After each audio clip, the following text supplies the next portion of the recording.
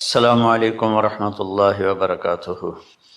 الحمد للہ الذی بیدہ الملک وهو علی کل شیء قدیر، هو الاول والآخر والظاہر والباطن وهو بكل شیء علیم، واشهد ان لا الہ الا اللہ وحدہ لا شریک لہ، واشهد ان سیدنا ومولانا محمدا عبدہ ورسولہ، ارسلہ بالحق بشیرا ونذیرا وداعیا الی اللہ باذنہ وسراجا منیرا، صلی اللہ تعالی علیہ وعلی آلہ وعلی اصحابہ وبارک وسلم تسلیما کثیرا کثیرا، اما بعد فاعوذ باللہ من الشیطان الرجیم، بسم اللہ الرحمن الرحیم۔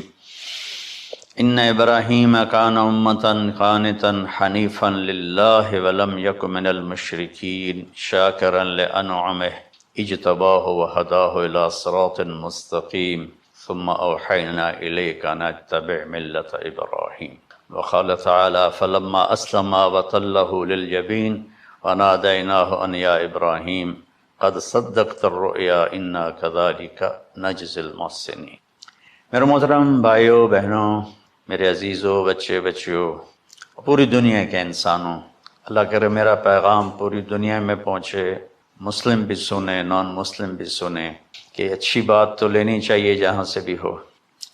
عید قربان جس کو ہم کہتے ہیں وہ قریب ہے، 5 دن 6 دن باقی ہیں۔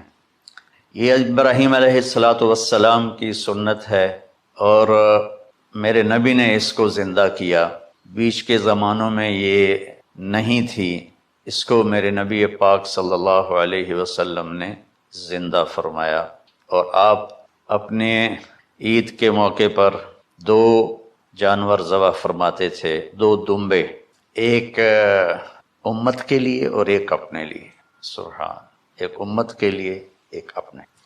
ابراہیم علیہ السلام سے یہ سلسلہ کیسے شروع ہوا؟ ابراہیم علیہ السلام کون ہیں؟ ان کی ہستی کیا ہے؟ ابراہیم علیہ السلام وہ نبی ہیں جن پر ساری امتوں کا اتفاق ہے۔ یہود بھی ابراہیم علیہ السلام کو کہتے ہیں ہمارے ہیں، عیسائی بھی ابراہیم علیہ السلام کو کہتے ہیں ہمارے ہیں، مسلمان بھی ابراہیم علیہ السلام کو کہتے ہیں ہمارے ہیں۔ آگے پھر یہود موسیٰ علیہ السلام پر رک جاتے ہیں اور عیسیٰ علیہ السلام کا انکار کرتے ہیں، عیسائی عیسیٰ علیہ السلام پر رک جاتے ہیں اور محمد مصطفیٰ صلی اللہ علیہ وسلم کا انکار کرتے ہیں۔ ان ابراہیم لأواہ حلیم، ان ابراہیم لأواہ حلیم، ابراہیم بہت مہربان، رونے دھونے والے تھے، اور ابراہیم کا مطلب بھی ہے مہربان باپ، مہربان باپ۔ ابراہیم علیہ السلام کی کہانی تو بہت لمبی ہے، اسے سنانے کی نہ مجھے سکت ہے اور نہ ہی آگے جو ہم کاسٹ کرتے ہیں اس میں اتنی ہمت ہوتی ہے، تو ہم شروع ہی کرتے ہیں کہ ابراہیم علیہ السلام سے اللہ نے اپنے بچے کی قربانی کیسے لی، پیچھے سارے واقعات کو چھوڑ کر۔ ابراہیم علیہ السلام کو جب آگ میں ڈالا گیا اور اللہ تعالیٰ نے ان کو آگ سے زندہ سلامت باہر نکالا، تو پھر انہوں نے ہجرت فرمائی اور مصر گئے۔ مصر کا جو بادشاہ تھا وہ ہر آنے والی عورت کو زبردستی ایک رات اپنے کمرے میں رکھتا تھا، تو اس نے حضرت سارہ علیہ السلام کو بھی قبضہ کر کے اپنے کمرے میں رکھا۔ جو ہی ہاتھ بڑھاتا اس کا ہاتھ سوکھ جاتا، پیچھے کرتا تو ٹھیک ہو جاتا، پھر ایسے ہاتھ بڑھاتا سوکھ جاتا، پھر پیچھے کرتا ٹھیک ہو جاتا، پھر ایسے ہاتھ بڑھایا سوکھ گیا، پھر پیچھے کیا ٹھیک ہو گیا۔ تو اس نے کہا یہ تو کوئی اور ہی بات ہے، تو اس نے اپنی بیٹی حضرت ہاجرہ وہ ان ابراہیم علیہ السلام کے نکاح میں دے دی۔ ابراہیم علیہ السلام اس وقت 70 سے اوپر جا چکے تھے اور حضرت ہاجرہ 22 سال کی تھی۔ یہ 3 افراد کا قافلہ ہجرت کر کے فلسطین پہنچا، اور ابراہیم علیہ السلام کی عمر گزر گئی۔ رب ہب لی من الصالحین، یا اللہ کوئی نیک بچہ دے، یا اللہ کوئی نیک بچہ دے۔ اولاد کا نیک ہونا ضروری ہے، ڈاکٹر بنے، انجینئر بنے، عالم بنے، مفتی بنے، ان میں سے کوئی چیز ضروری نہیں، اولاد کا نیک ہونا ضروری ہے، اور اس کے لیے والدین کو ٹائم دینا پڑے گا، والدین کو محبت دینی پڑے گی، والدین کو گود دینی پڑے گی، والدین کو شفقت دینی پڑے گی، ورنہ اولاد اور ماں باپ 2 کنارے بن جائیں گے۔ کچھ تقریباً 84 سال کی عمر میں اللہ تعالیٰ نے حضرت ہاجرہ سے بیٹا دیا، سارہ کی بجائے ہاجرہ سے بیٹا دیا۔ حضرت اللہ کی حکمت تھی، اللہ بھی یہی چاہ رہے تھے، تو حضرت سارہ کو بڑی تکلیف ہونے لگی، کہنے کہ اس بچے کو مجھ سے دور کرو، اس بچے کو مجھ سے دور کرو، میں دیکھ نہیں سکتی۔ تو جبریل آئے کہ اللہ تعالیٰ بھی فرما رہے ہیں کہ اسے یہاں سے دور کرو، کہ کہاں لے جاؤں؟ کہ یہ ہم بتائیں گے کہاں لے جانا ہے۔ تو جبریل انسانی شکل میں اونٹ پہ سوار ہو کر تشریف لائے، اور پیچھے حضرت ابراہیم علیہ السلام اپنی اونٹنی پر، بچہ بیگم، اور آگے جبریل رہبر کے طور پر۔ فلسطین سرسبز ہے، کہیں خشک ہے لیکن پانی ہے، اچھی آبادی ہے۔ چلتے چلتے چلتے چلتے 1 مہینہ کا سفر کرنے کے بعد جب وہ علاقہ شروع ہوا جہاں کالے پہاڑ، کالے پتھر، کوئی پتا نہیں سبزے کا اور کوئی نشان نہیں پانی کا، وہاں سے چلتے چلتے چلتے 4 پہاڑوں کے اندر ایک وادی سی آئی۔ جب وہاں پہنچے تو جبریل کہنے لگے اللہ کے نبی یہاں ہاجرہ اور اسماعیل کو چھوڑ دیں۔ جب وہ آگ میں جا رہے تھے نا ابراہیم علیہ السلام، تو ایک لفظ نہیں بولے، بنا کہا حسبی اللہ ونعم الوکیل۔ لیکن جب جبریل نے کہا یہاں چھوڑ دیں تو ایک دم بولے یہاں کیسے چھوڑ دوں، یہاں تو کچھ بھی نہیں ہے، یہ کیسے رہیں گے؟ کہ یہ آپ کے رب کی منشا ہے، یہاں اللہ کا گھر بنے گا، یہاں اس بچے کی نسل سے ایک آخری نبی پیدا ہوگا جو پورے عالم کو روشن کرے گا، آپ چھوڑ دیں۔ تو وہ وہاں 3 دن رہے، ان کے لیے ایک چھپر سا بنایا لکڑیاں کاٹ کے، یا 2 دن رہے یا 1 دن، یہ تو کوئی تحقیق کوئی نہیں ہے، لیکن ایک چھپر سا ان کو بنا کے دیا ایسے، یعنی اس ایک اوپر لکڑیوں کی چھاؤں کر دی اور نیچے ایسے بانس سے گاڑ دیے اور چل پڑے۔ تو حضرت ہاجرہ فرمانے لگے آپ کہاں جا رہے ہیں؟ اتنا بڑا امتحان تھا کہ جواب نہیں دینا، بس چپ کر کے چلو۔ انہوں نے پھر پوچھا آپ مجھے چھوڑ کے کیوں جا رہے ہیں؟ آگے سے خاموشی۔ چلتے چلتے 3 میل تک وہ اس طرح چلی۔ جب وہ کدئی پہنچی تو اس وقت ان کو خیال آیا یہ اللہ کے نبی ہیں، کہیں ان کو اللہ نے نہ کہا۔ تو ان کا اللہ امرک، کیا آپ کو اللہ نے کہا کہ مجھے چھوڑ دیں؟ کہنے لگے ہاں، یوں کیا۔ ایک دم ایک نئی ہاجرہ نے جنم لیا، کہ اذن، یوں گردن، اذن لن یضیعنا اللہ، جاؤ پھر میرا اللہ مجھے ضائع نہیں کرے۔ ابراہیم علیہ السلام بوجھل دل کے ساتھ پیدل چل رہے تھے، دونوں میاں بیوی اونٹنی پہ سوار ہوئے، اور وہ اپنے بچے کو گود میں لے کر ایسے کھڑی ان کو دیکھ رہی تھی۔ یہ کوئی مہینے کے لیے نہیں جا رہے تھے، پتہ نہیں ہے کب واپس آئیں۔ اج دے بچھڑے قد ملن گے، جانے رب رحمان۔ دیکھتی رہیں انہوں نے ایسے پہاڑی کے اوپر چڑھے کہ اونٹ نیچے اتری، تو پھر انہوں نے منہ موڑا اور واپس اس وادی کی طرف چلی۔ کیا وقت تھا، صبح تھی شام تھی۔ جو ابراہیم علیہ السلام غائب ہوئے تو ایک دم آپ نے اونٹنی کا منہ موڑا ادھر ہی اور کہا ربنا انی اسکنت من ذریتی بواد غیر ذی زرع ربنا لیقیموا الصلاۃ۔ کیا درد ہے! آپ اندازہ لگاؤ، ایک آدمی کو 84 سال کی عمر میں بیٹا ملے اور پھر اسے ایسے جنگل بیابان میں چھوڑ دیا جائے، تو ان کے دل پہ کیا بیت رہی ہوگی۔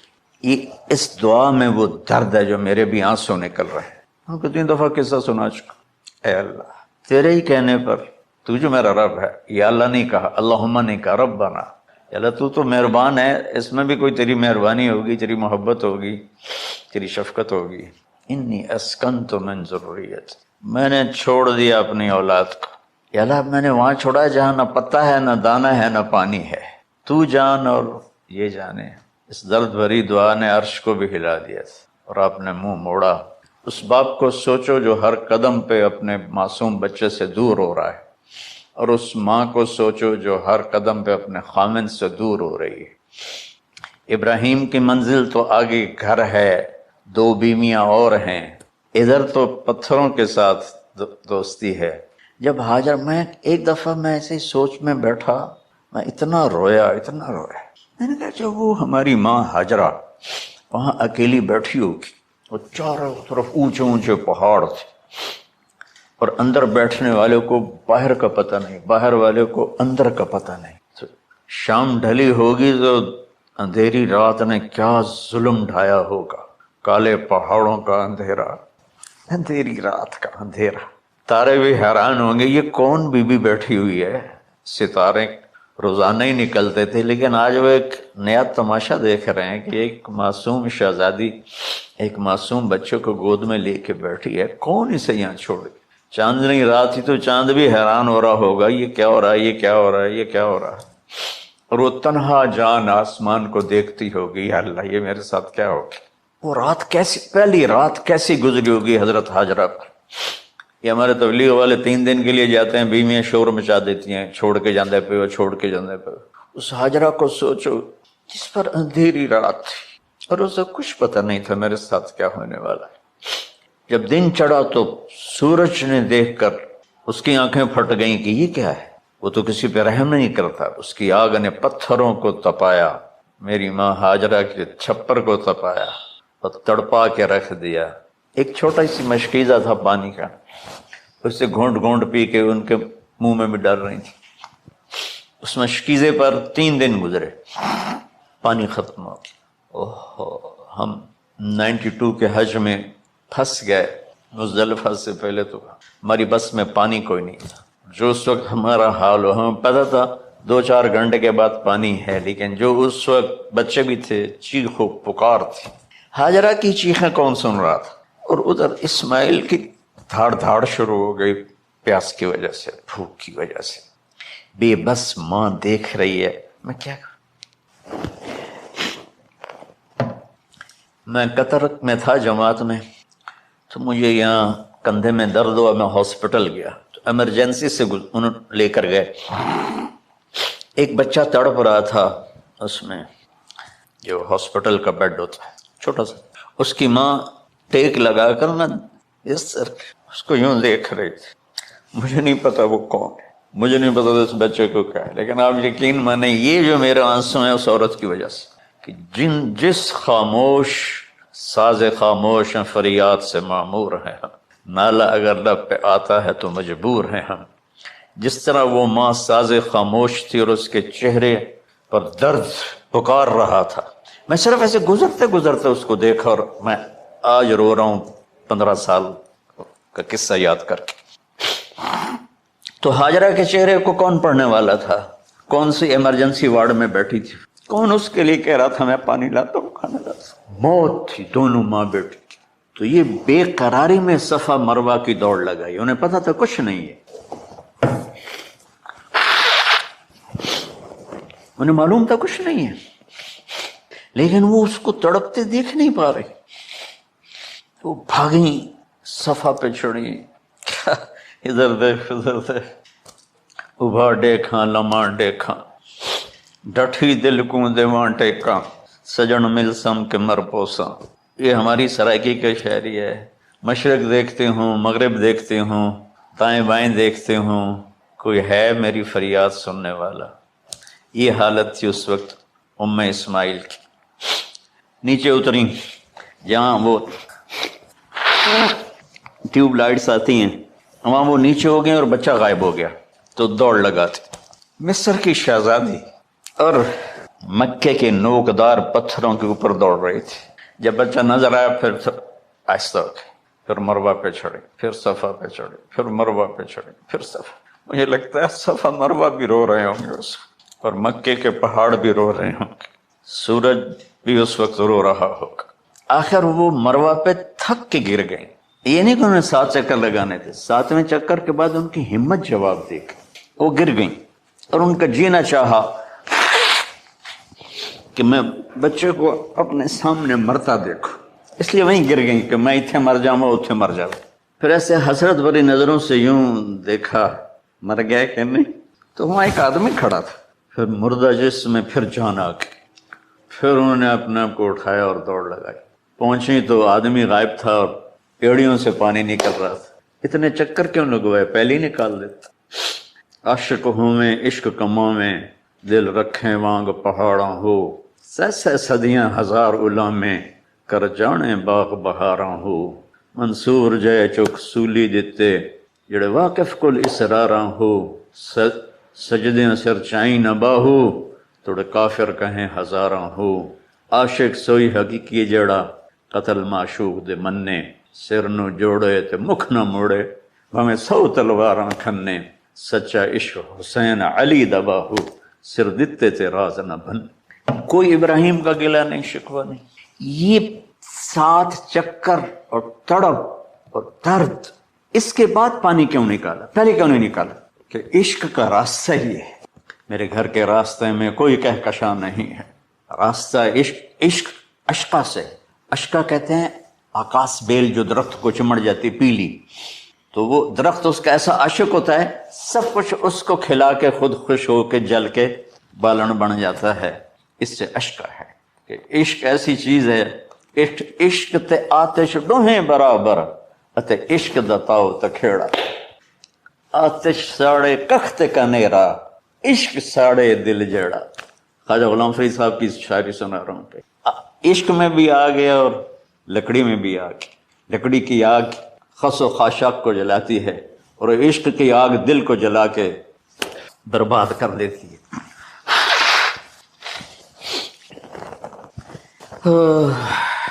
یہ دنیا میرے بھائی بہنوں امتحان کی جگہ ہے۔ ہم اسے جنت بنانا چاہتے ہیں، ہم یہاں اپنی مرضیاں پوری کرنا چاہتے ہیں۔ اللہ کی قسم، اللہ کی قسم، اللہ کی قسم، جس نے اپنی مرضی پہ چلنا شروع کیا وہ تباہ ہو گیا۔ جو اللہ رسول کی غلامی کے دائرے میں آیا وہ کامیاب ہو گیا۔ دیکھا تو پانی ابل رہا ہے، ابل رہا ہے، ابل رہا ہے، فوارے مار رہا ہے۔ تو اس وقت عبرانی لینگویج تھی تو ان کا زمزم زمزم، ٹھہر جا ٹھہر جا ٹھہر جا۔ وہ نیچے زور میں، اللہ کو بھی یہی منظور تھا، وہ نیچے زور۔ میرے نبی نے فرمایا اگر میری ماں زمزم نہ کہتی تو پورے عرب کو یہ پانی سیراب کر دیتا۔ اور آپ حیران ہوں گے، آج کل تو بہت زیادہ ایڈوانس ہے سائنس، تو سعودی گورنمنٹ نے کہ یہ اس کا سورس کیا ہے، یہ پانی کہاں سے آ رہا ہے، طائف تک ساری زمین کو کھنگالا، کوئی اس کا پیچھے سے لنک نہیں ہے۔ کہیں چشمہ ہوتا ہے نا تو پیچھے لنک ہوتا ہے، کہیں سے پانی نکل ہوتا ہے پیچھے سے لنک ہوتا ہے۔ زمزم کا کوئی لنک نہیں۔ جو ہی موٹر چلاتے ہیں تو 8-9 جھرنے ہیں سوراخ، وہاں سے پانی ابل ابل کے آنا شروع ہو جاتا ہے، اور جو ہی موٹر بند کرتے تو وہ جھرنوں کا پانی بند ہو جاتا ہے۔ اس میں نہ مچھر ہے، نہ اس میں کوئی کیڑا ہے، نہ کوئی مکوڑا ہے، پاک صاف پانی، زمزم زمزم۔ جتنا اونچا بنانا ہو بلڈنگ اتنی گہری بنیاد۔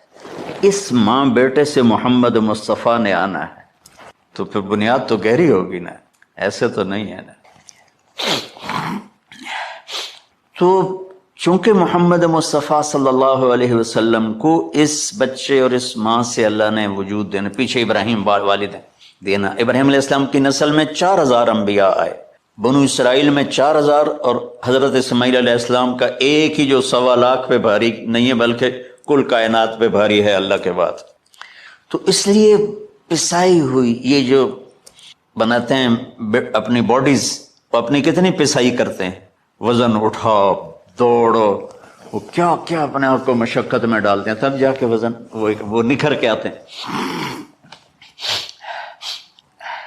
یہاں کوئی آبادی نہیں تھی، یمن سے لوگ جاتے تھے شام تجارت کے لیے، تو قبیلہ جرہم کا گزر تھا، پانی نہیں تھا، تو وہ پانی کی تلاش میں تھے۔ انہوں نے پرندے دیکھے، وہ کہنے کہ پرندے تو پانی پر آتے ہیں۔ انہوں نے 2 آدمی بھیجے، آگے دیکھا ایک خاتون ایک بچہ اور کنواں تو نہیں تھا، پانی چشمہ۔ تو وہ سارے آئے اور کہا کہ بہن ہم یہاں ٹھہر جائیں، کہ آپ ٹھہرو لیکن پانی میرا۔ ان کا ٹھیک ہے، پانی آپ کا ہے۔ تو 1 سال کے بعد اجازت ملی، جاؤ مل کے آؤ، مل کے آئے۔ جس گھاٹی سے ابراہیم کو جدا کیا تھا اس پر کتنی دفعہ حضرت ہاجرہ کی نظر پڑتی ہو، اگر آپ اس کو فیل کریں تو یہ قصہ بیان ہی نہیں ہو سکتا، بس رونا ہی پڑے گا۔ اور خاص طور پر آج کے دور میں جب کوئی اللہ کو کی ماننے کے لیے تیار ہی نہیں ہے، کوئی جہنم سے ڈرنے کے لیے تیار نہیں، کوئی جنت کی طلبگار نہیں۔ 1 سال کے بعد اونٹنی کا سر نظر آیا تو دل اچھل کے آسمان کو جا لگا کہ میری آنکھوں کی ٹھنڈک آ گئی، میرے سر کا سایہ آ گیا، میرے بیٹے کی چھاؤں آیا، وہ اونٹنی بٹھائی، کہا تشریف لائی، کہنے لگے اترنے کا حکم نہیں ہے، صرف ملاقات، نہ آتے صبر آیا ہوا تھا، صبر توڑ کے پھر جا رہے ہیں، اف نہیں کی آہ نہ کر لبوں کو سی، زخم پہ زخم کھا کے جی، اپنے جگر کا لہو پی، آہ نہ کر لبوں کو سی، عشق ہے دل لگی نہیں، سینے پہ تیر کھائے جا، آگے قدم بڑھائے جا، یعنی زبان حال سے کہہ دے اس کے ہاں ستائے جا، کوئی شکوہ گلا نہیں ہے، یہ کیا ملنا ہے، نہ آتے وہیں بیٹھے رہتے، کہنے لگے اچھا بچہ گود میں دے دوں، سینے سے لگے پیار کے بہتے آنسو بچے کے رخسار پہ گرے، بچوں کو پتہ نہیں کون ہے، کہنے لگی اجازت ہے آپ کا سر دھو دوں، منہ دھو دوں، پاؤں دھو دوں، ہاتھ دھو دوں، یہ پانی پاک ملا ہے، ٹھیک ہے واپس۔ فلما بلغ معه السعی،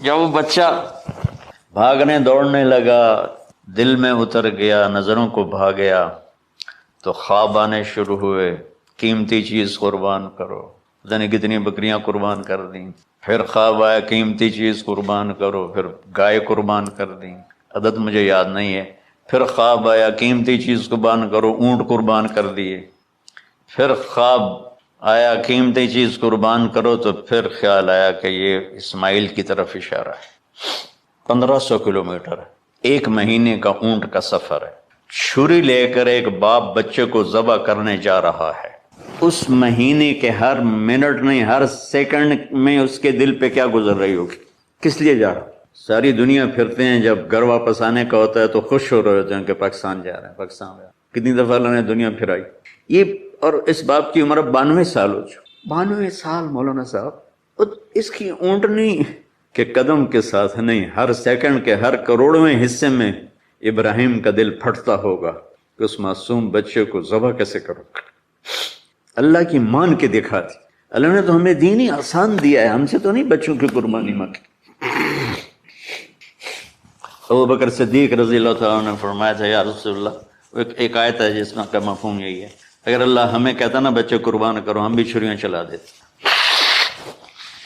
اس امت کو اللہ نے یہ فضیلت بخشی ہے کہ انہوں نے اپنی کتاب کی حفاظت کی ہے، اور اس کی ابتدا اللہ نے سورہ فاتحہ سے فرمائی ہے۔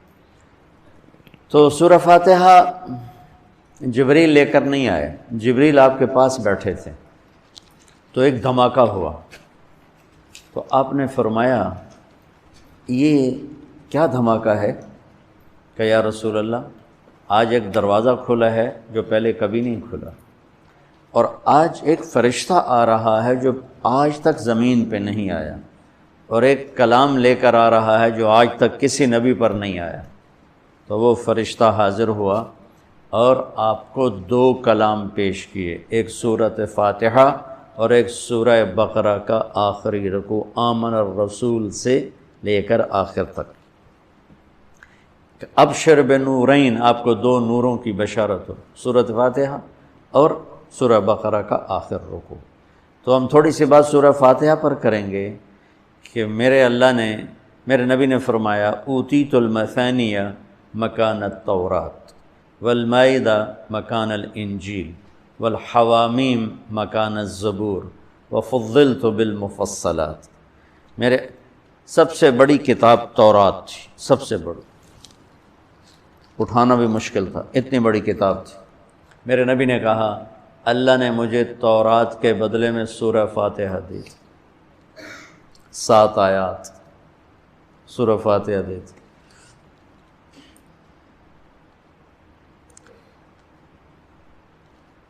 اور انجیل کے بدلے مجھے اللہ تعالیٰ نے سورہ مائدہ دے دی، انجیل سورہ مائدہ۔ حوامیم یعنی حامیم سے 7 سورتیں شروع ہوتی ہیں، 26ویں پارے سے وہ 25ویں پارے سے 24ویں پارے سے وہ شروع ہوتی ہیں اور 28ویں تک غالباً جاتی ہیں، 7 سورتیں کٹھی، حامیم حامیم حامیم حامیم۔ تو زبور کے بدلے اللہ نے مجھے حامیم عطا فرمائی، اور باقی قرآن کے ذریعے سے مجھے عزت اور فضیلت عطا فرمائی۔ سورہ فاتحہ امام راضی رحمۃ اللہ علیہ ایک دفعہ اپنے خطبہ میں فرمانے لگے کہ اس سے 10,000 مسائل نکلتے ہیں، تو بعض لوگوں نے ان کا مذاق اڑایا۔ وہ مذاق اڑانا تفسیر رازی کا سبب بنا، تفسیر کبیر کا، کہ فرمایا کہ جب انہوں نے میرا مذاق اڑایا تو میں نے اللہ کا نام لے کر قلم اٹھایا اور میں نے لکھنا شروع کیا۔ پہلی جلد سورہ فاتحہ پر ہے اور 10,000 مسائل اس بندے نے نکال کے پیش کیے ہیں امت کو۔ کبھی موقع ملے تو آپ پڑھ لینا۔ اور حضرت علی کا فرمان ہے، امام المتقین، اگر میں سورہ فاتحہ کی تفسیر کروں، سورۃ فاتحہ کی تفسیر لکھواؤں تو 70 اونٹوں پہ لادی جائے گی، 70 اونٹوں پہ۔ اور یہ خالی دعویٰ نہیں تھا، ایک حدیث اور سنو۔ ایک دفعہ عشاء کی نماز پڑھا کے تشریف فرما ہوئے اور فرمایا، آؤ آج میں تمہیں سورہ فاتحہ کی تفسیر سناؤں۔ تو شروع کرتے ہیں بسم اللہ سے، اور بسم اللہ کی با سے شروع کرتے ہیں۔ عربی میں تو حروف کا بھی مطلب ہوتا ہے نا، با کا مطلب بیان کرنا شروع کیا اور فجر کی اذان ہو گئی، با چل رہی تھی۔ سبحان، ہم نے تو تم نے تو شاید وہ کتاب دیکھی نہیں، وہ شرح میت عامل الباء للالصاق مررت بزید، ہمیں تو بس اتنا ہی آتا ہے۔ یا حرف جر ہے، باؤ تاؤ کاف و لام و واؤ منز و مسخلا ربا حاشا من عدا حتی، کیا ہے حتی الہ، وہ جو من میر زبانی یاد کی تھی۔ تو سورۃ فاتحہ سارے آسمانی کلاموں کا، جتنے آسمان سے کلام اترے، کتابیں اتریں، اس کا خلاصہ ہے قرآن، اور قرآن کا خلاصہ ہے سورۃ فاتحہ، اور سورۃ فاتحہ کا خلاصہ ہے ایاک نعبد و ایاک نستعین۔ ایک اور طرح، سارے آسمانی کلاموں کا سردار ہے قرآن، اور قرآن کا سردار ہے سورۃ بقرہ، اور سورۃ بقرہ کا سردار ہے آیت الکرسی، اللہ لا الہ الا ہو۔ تو آسمانی علوم کا خلاصہ قرآن، اور قرآن کا خلاصہ سورۃ فاتحہ، اور سورۃ فاتحہ کا خلاصہ ایاک نعبد و ایاک نستعین۔ یا اللہ صرف تیری بندگی، یا اللہ صرف تجھ سے مدد، ایاک سارے طرفوں سے، وَإِذَا سَأَلْتَ فَاسْأَلِ اللَّهَ وَإِذَا اسْتَعَنْتَ فَاسْتَعِنْ بِاللَّهِ ایاک، کہ یا اللہ صرف تیری بندگی، اور یا اللہ صرف تجھی سے مانگنا، تیرے آگے جھولی بھر، دنیا بھی اسی سے مانگنی ہے اور آخرت بھی اسی سے مانگنی ہے۔ اللہ نے ہمیں دنیا پہلے سکھائی، آخرت بعد میں سکھائی۔ ربنا آتنا فی الدنیا حسنۃ وفی الآخرۃ حسنۃ وقنا عذاب النار۔ تو سارے آسمانی کتابوں کا خلاصہ یہ ایک جملہ ہے، ایاک نعبد۔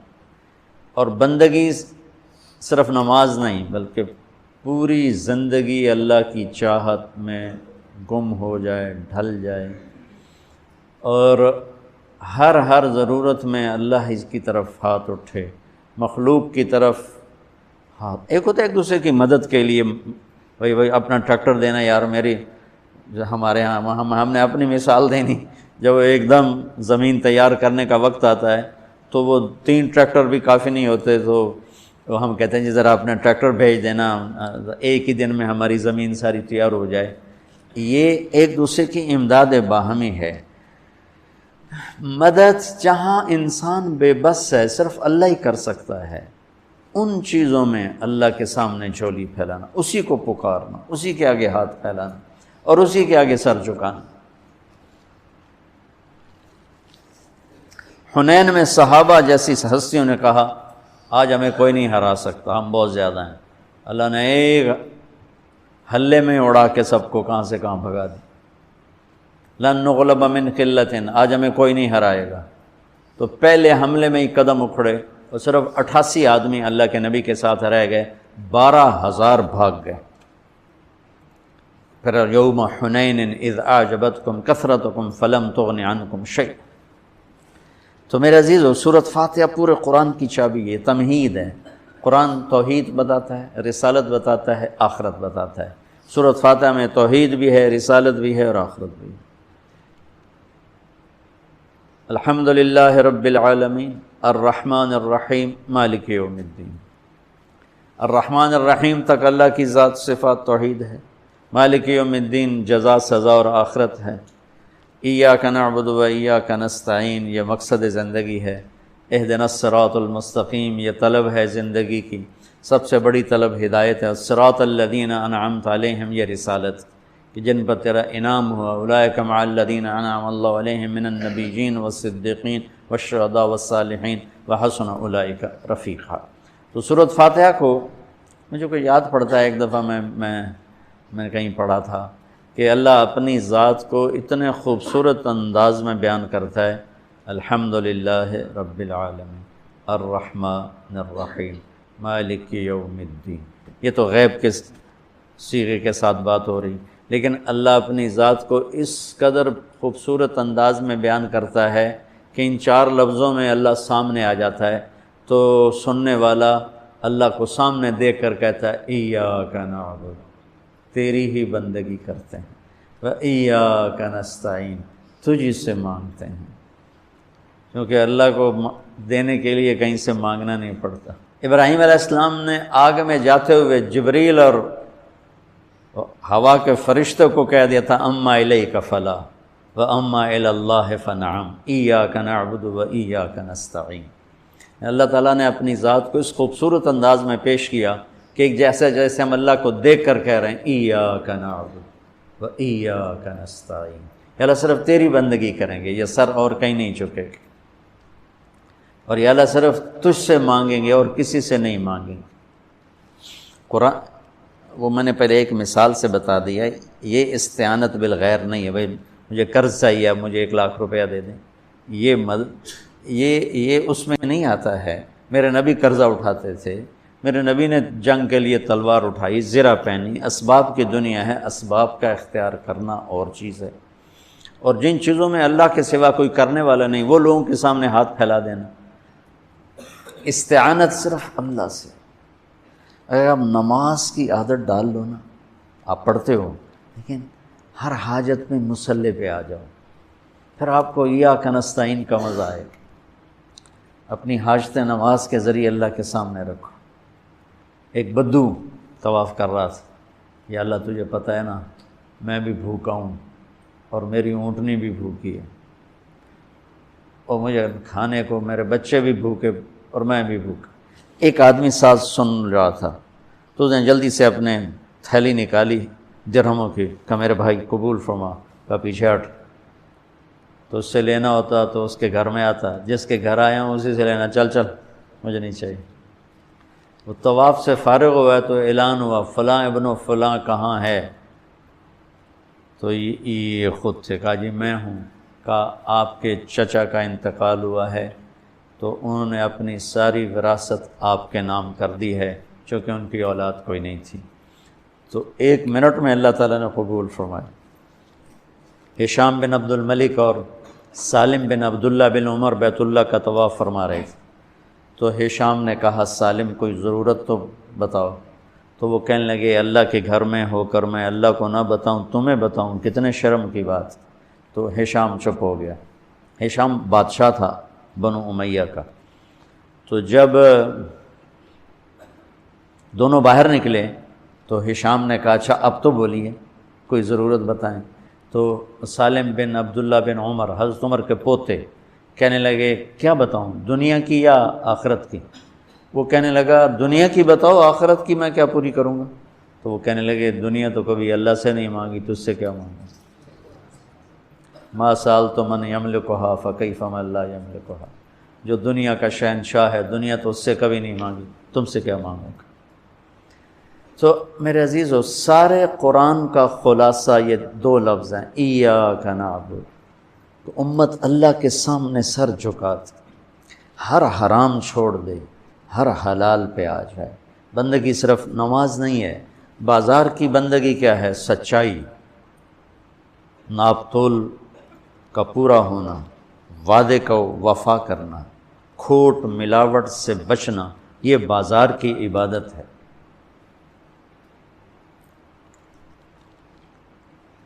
اقتدار کی عبادت کیا ہے؟ ظلم سے بچنا، اپنی طاقت سے کسی پہ ظلم نہ کرنا، انصاف کو ہاتھ سے نہ جانے دینا۔ وکالت کی، عدالت کی عبادت کیا ہے؟ ظالم کا ساتھ نہ دینا۔ سیاست کی عدالت کی عبادت کیا ہے؟ دنیاوی مفاد نہ اٹھانا، بلکہ قومی مفاد کے لیے اپنے آپ کو پیش کرنا۔ گھر کی بندگی کیا ہے؟